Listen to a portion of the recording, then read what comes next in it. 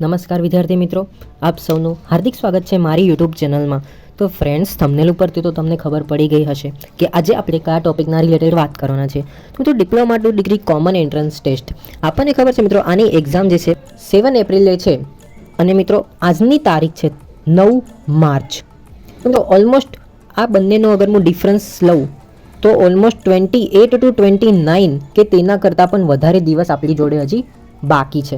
તો મિત્રો આ વિડીયો તમારી માટે બહુ હેલ્પફુલ થવાનો છે જો તમે એવા સ્ટુડન્ટ છો કે જેમણે હજી સુધી diploma to degree common entrance ટેસ્ટના રિલેટેડ કોઈ પ્રિપેરેશન કરી નથી, તો પણ તમારી માટે આ વિડીયો ખૂબ હેલ્પફુલ રહેશે. તો ફ્રેન્ડ્સ, આજના આ વિડીયોમાં હું તમને બતાવવાનો છું 24/24 રૂલ. હવે તમને ક્વેશ્ચન હશે કે આ 24/24 રૂલ શું છે? તો જો મિત્રો, diploma to degree common entrance test એટલે કે DDCETનું જો તમે સિલેબસ જોયો હશે તો એમાં બે પાર્ટ આવે છે. એક આવે છે BE1 અને બીજો આવે છે BE2. BE1માં તમારો ફિઝિક્સ આવે છે, પ્લસ કેમેસ્ટ્રી આવે છે, પ્લસ તમારું કોમ્પ્યુટર એન્જિનિયરિંગ આવે છે થોડુંક એવું, અને પછી એન્વાયરમેન્ટલ સ્ટડીઝ. આવી રીતે 4 પાર્ટ તમને આવે છે. જો મિત્રો, જો તમે સિલેબસ જોયો હશે તો તમને ખબર હશે કે ભાઈ ફિઝિક્સમાં તમારા ઓલમોસ્ટ 5 યુનિટ આપેલા છે DDCETમાં, કેમેસ્ટ્રીમાં 3 આપેલા છે યુનિટ, અને કોમ્પ્યુટર અને એન્વાયરમેન્ટલ સ્ટડીઝના ઓલમોસ્ટ એક એવી રીતે 1 યુનિટ બંનેના આપ્યા છે. તો આમ હું બધાનો સરવાળો કરું તો ઓલમોસ્ટ મારી જોડે 10 યુનિટ થઈ જાય છે. તો BE2માં તમને ખબર છે બેઝિકલી મેથ્સ આવે છે અને બીજું આવે છે ઇંગ્લિશ.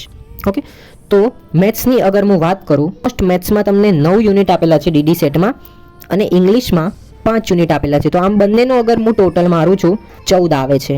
ઓકે, તો આમ આ બંનેનો હું અગર સરવાળો કરું છું, BE1માં 10, BE2માં 14, તો આ મારી જોડે થાય છે 24 યુનિટ્સ. આ જે મેં 24 યુનિટ્સ તમને કીધા, ઓકે, તો તમે અત્યારથી જ પ્રયત્ન કરો કે તમારી જોડે અત્યારે જોવા જઈએ તો જેમ મેં તમને કીધું 29 કે તેનાથી વધારે દિવસ હજી તમારી જોડે બાકી છે.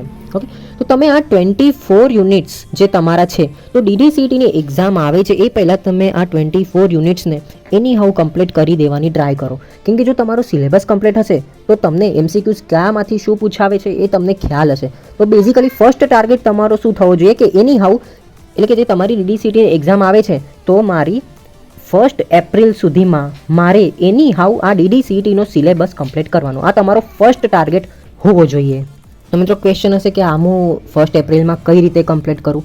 તો જેમ મેં તમને કીધું કે તમારી જે 24 યુનિટ્સ છે તો તમારે ડેલીનો ટાર્ગેટ એવો રાખવાનો છે કે ભાઈ મારે એની હાઉ 1 યુનિટ પર ડે હું કમ્પ્લીટ કરીશ. ઓકે, ભલે એ પછી ઇંગ્લિશનો હોય કે પછી મેથેમેટિક્સનો હોય કે પછી ફિઝિક્સનો, કોઈ પણ હોય, એની હાઉ 1 યુનિટ પર ડે હું કમ્પ્લીટ કરીશ. મિત્રો ક્વેશ્ચન તમને એવો થતો હશે કે 1 યુનિટ પર ડે કઈ રીતે હું કરું, બરોબર?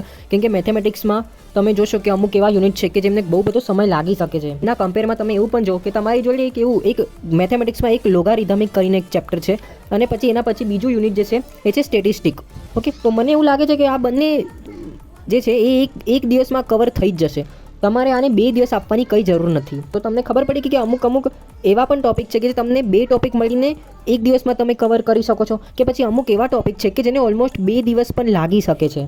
તો તમે એવા ટોપિકને પ્લસ અને માઇનસ કરી શકો છો. ઓકે, તો એ તમારી રીતે એડજસ્ટ કરવાનું છે. કેમ કે ઘણા એવા ટોપિક એવા છે કે જે તમને ઓલરેડી બધું આવડતું જ હશે.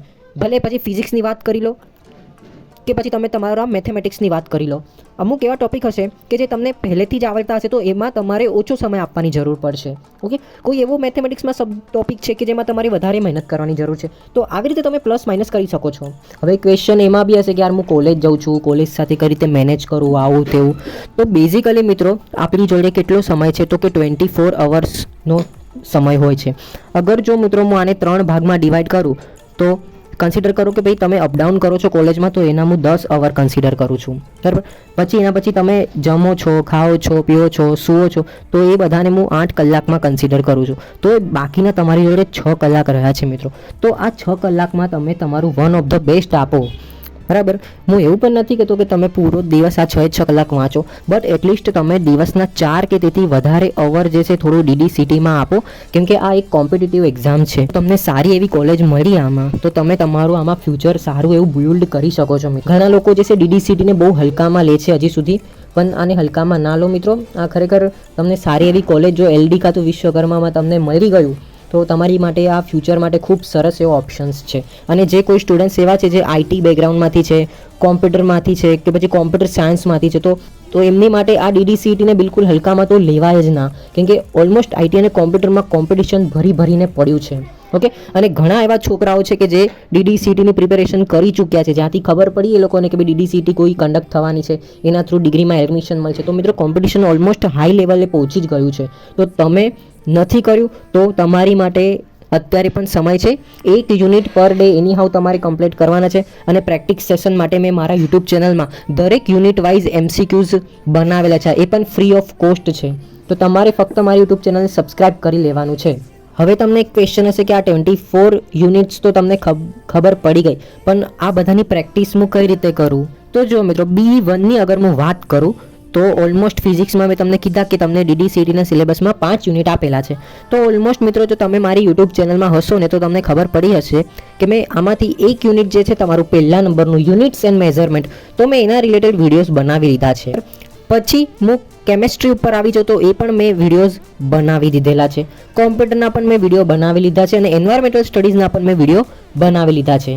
તો તમારો આ B1નો ઓલમોસ્ટ પોર્શન જે છે એ મારા યુટ્યુબ ચેનલમાં એ પણ ફ્રી ઓફ કોસ્ટ તમને પ્રોવાઈડ થઈ જશે. અને આઈ પ્રોમિસ કે તમારી જ્યારે 7 એપ્રિલે DDCETની એક્ઝામ હશે એના પહેલાં હું તમને ઘણા બધા એવા MCQs પ્રેક્ટિસ સેશન કરાવીશ. એ પણ તમને ફ્રી ઓફ કોસ્ટ જ રહેશે. બસ તમારે મારી યુટ્યુબ ચેનલને સબસ્ક્રાઇબ કરી લેવાની છે. ઓકે, તો મિત્રો, ફિઝિક્સમાં જે મારા બીજા યુનિટ છે, બરોબર, જેમ મેં તમને કીધું કે મેં 1 યુનિટ બનાવી લીધા છે, તો મારે રિમેનિંગ 4 યુનિટ જે છે બાકી છે, તો એના રિલેટેડ હું MCQs પ્રેક્ટિસ સેશન બનાવી જ લઈશ, આઈ પ્રોમિસ. અને જો મિત્રો હું B2ની વાત કરું તો એમાં મેથ્સ આવે છે તમારું અને બીજું આવે છે ઇંગ્લિશ. તો મિત્રો, મેથેમેટિક્સમાં કેવું છે કે થોડા એવા ઇક્વેશનો અને બધું તમારે કરવું જ પડશે. એની હાઉ મેથેમેટિક્સ તો જે છે તમે કરવું જ પડશે. અને ઇંગ્લિશના હું મારી રીતે ચોક્કસ ટ્રાય કરીશ કે થોડા એવા વિડીયો જે તમને હેલ્પ કરે, ઇમ્પોર્ટન્ટ પ્રેક્ટિસ સેશન માટે હું ઇંગ્લિશના વિડીયોઝ બનાવીશ. કેમ કે મિત્રો, આ ઇંગ્લિશ સબ્જેક્ટ એવો છે ને કે એમાં તમે દરિયો કન્સિડર કરી શકો છો. કેમ કે આ દરિયો છે ઇંગ્લિશ, ક્યાંથી કયો ક્વેશ્ચન શું પૂછાઈ શકે એ તો કાંઈ નક્કી જ નથી. ઓકે, તો આ ઇંગ્લિશમાં હું તમને અમુક પ્રેક્ટિસ સેશન્સ આપીશ, વિડીયોઝ હું એના પ્રેક્ટિસ સેશન્સના બનાવીશ કે જે તમને DDCETમાં હેલ્પ કરશે. ઓકે, અને એક ખાસ મેઇન વાત જે હું તમને અહીંયા કહેવા માગું છું, તમે આનો જેમ સિલેબસ કમ્પ્લીટ કરો છો ડે બાય ડે, ઓકે, તો તમારે એની સાથે સાથે શું કરવાનું છે, એનું રિવિઝન બી કરતું રહેવાનું છે. ઓકે, કેમ કે ઘણા લોકો કેવું કરે છે, વાંચે છે બધું કમ્પ્લીટ પણ રિવિઝન નથી કરતા. તો બેઝિકલી શું થાય છે, તો એ પછી આગળ જઈને ભૂલી જવાય છે. તો એવું ના કરતો. આઈ જસ્ટ હોપ કે મારી આ જે સ્ટ્રેટેજી મેં તમને કીધી છે એ તમને ગમી હશે. અને જો ખરેખર તમને એવું લાગે છે કે આ પ્રમાણે મારે આગળ વધવું જોઈએ તો એ પ્રમાણે પણ તમે કરી શકો છો. પછી તમે પોતાની એક સ્ટ્રેટેજી બનાવો તો એ પણ તમારી માટે બેસ્ટ છે. પણ આ DDCETને હજી સુધી જો તમે પ્રિપેરેશન નથી કરી તો કરવા લાગો. મારું એ મંતવ્ય એ જ છે કે તમે આ વસ્તુને હલકામાં ના લો. And all the best for your exam. Thank you so much for watching my video.